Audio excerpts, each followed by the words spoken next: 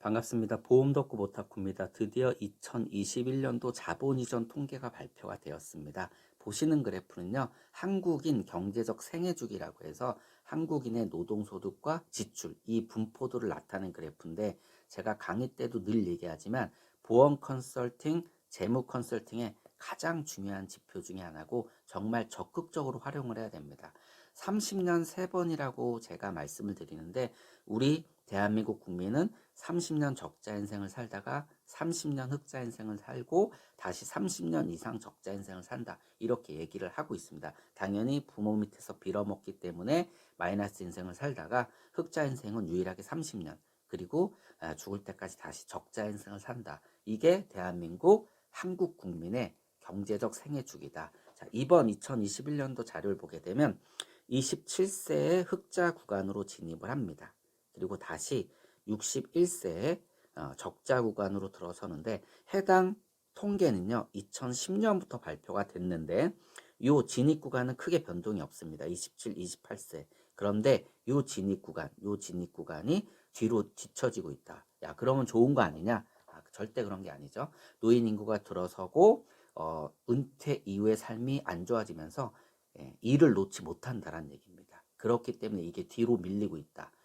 그만큼 은퇴 준비에 대한 중요성을 여기서 부각시킬 수가 있습니다. 자, 기본적으로 해당 그래프는 어디에 활용을 되느냐, 제가 몇 가지만 말씀을 드리겠습니다. 일단 보험료 납입 기간을 이 흑자 기간에 맞춰야 됩니다. 물론 개인마다 차이가 있겠지만 이 흑자 기간을 넘어서는 보험료 불이익 기간은요 결국 보험 유지에 굉장히 큰 영향을 미친다. 결국 보험을 유지할 수 없게 됩니다. 그런데 이 시기가 늘 그렇지만 건강하지 못한 시기, 보험이 필요한 시기입니다. 자, 왜 그러느냐? 당연히 적자 인생으로 들어서기 때문에 이 당시에 대한민국 은퇴 통계를 보게 되면 결국 보험료 납입에 대한 부담이 커질 수밖에 없다. 기본적으로 소득이 줄기 때문입니다. 소득이 없거나 줄기 때문에. 두 번째는 바로 제가 강의 때 이런 얘기들을 많이 드리는데, 은퇴 이후의 삶은요 어떤 삶이냐면 환수당한 다음 달에 삶이 평생 되는 거다라고 뭐 예시를 드립니다. 물론 조금 이제 과격한 표현을 한 것이지만 그만큼 평생 소득이 안 들어오는 삶을 살아야 되기 때문에 이때 보험료 납입하는 것은 굉장히 어렵다. 그래서 이때 보험들이 엄청나게 깨지고, 대표적인 게 갱신형 보험이라고 말씀드렸습니다. 갱신형 보험은 이 당시에 당연히 연령이 증가했기 때문에 보험료는 굉장히 부담을 주고 내가 소득이 없다 보니까 불입에 대한 부담은 커집니다. 그래서 이게 굉장히 큰 영향을 미치는 거죠. 결국 이때 보험들이 깨지는 거고, 대표적인 게 실손 보험이고, 최근 금융감독원 보험연구원 자료에 의하면 구실손 같은 경우 60세부터 60만 원을 내야 된다. 이대로 가면. 물론 그만큼 보험료를 인상시킬 수 있을지는 모릅니다. 해당 데이터는 대한민국 구실손 손해율을 기반으로 해서 작성된 거기 때문에 그 통계 자료가 물론 이제 약간의 이제 시사성이나 이런 것들을 반영했습니다. 실손보험 적자라든가 또는 실손보험 인상에 대한 문제로 인해서 4세대 실손 전환을 적극적으로 권유하는 그러한 데이터긴 했지만, 물론 그걸 기반으로 60만 원의 단독 실손 보험료를 60세부터 낼 수 있냐?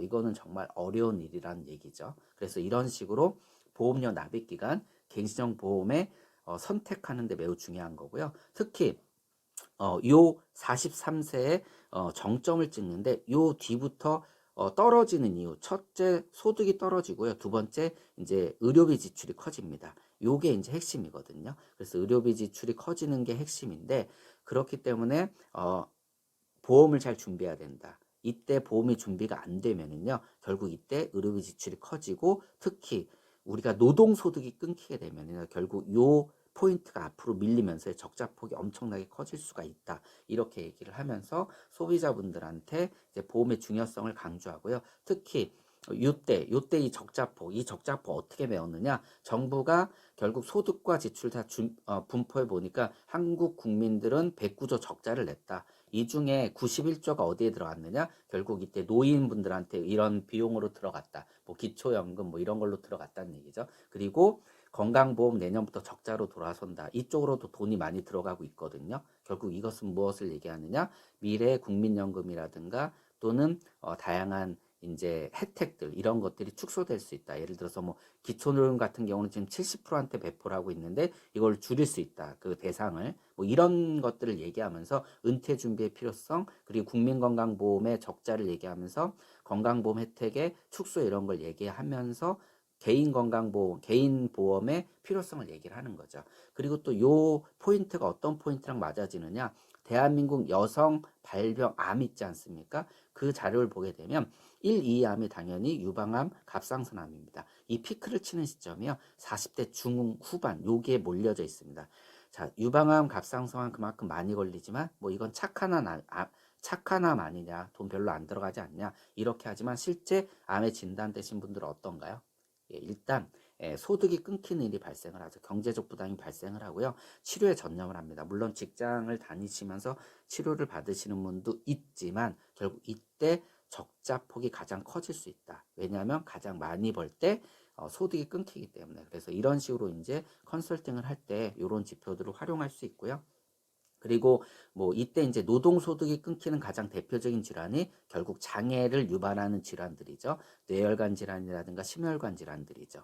특히 그중에 이제 뇌혈관 질환들 같은 경우는 우리가 소득을 끊기게 하는 장애를 유발을 해서 결국 이 포인트를 앞으로 끌어들이고 이 적자폭을 키울 수 있다. 뭐 이런 식으로 얘기를 하는 겁니다. 그래서 이 자본 이전 통계는요. 보험료 불이익 기간을 설정한다라든가 만기를 설정한다라든가 갱신형 비갱신형을 선택한다라든가 이 지표를 기반으로 해서 은퇴 자금을 얘기하고 뭐 그 건강보험 관련한 얘기를 할 때 특히 실손보험 같은 것도 얘기를 할 때 굉장히 많이 쓰입니다. 그리고 적자폭이 가장 큰 17세 이때는 뭐 때문에 크죠? 돈은 안 버는데 교육비가 엄청나게 지출되지 않습니까?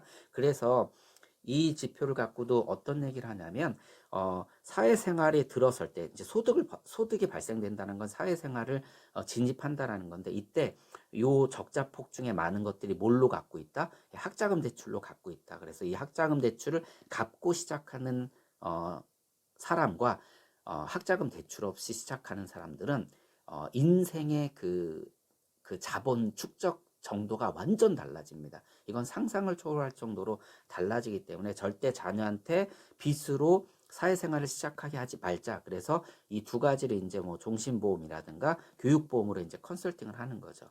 이 지표는 정말 다양하게 이거 말고도 뭐 제가 블로그에 좀 써놨지만 정말 다양하게 활용할 수 있고 실제 보험 컨설팅, 재무 컨설팅의 가장 중요한 지표 중에 하나니까 이 데이터들을 보시고 자료를 검색하시면 많은 이제 정보들을 좀 얻을 수가 있습니다. 오늘은 이렇게 마치도록 하겠습니다. 고맙습니다.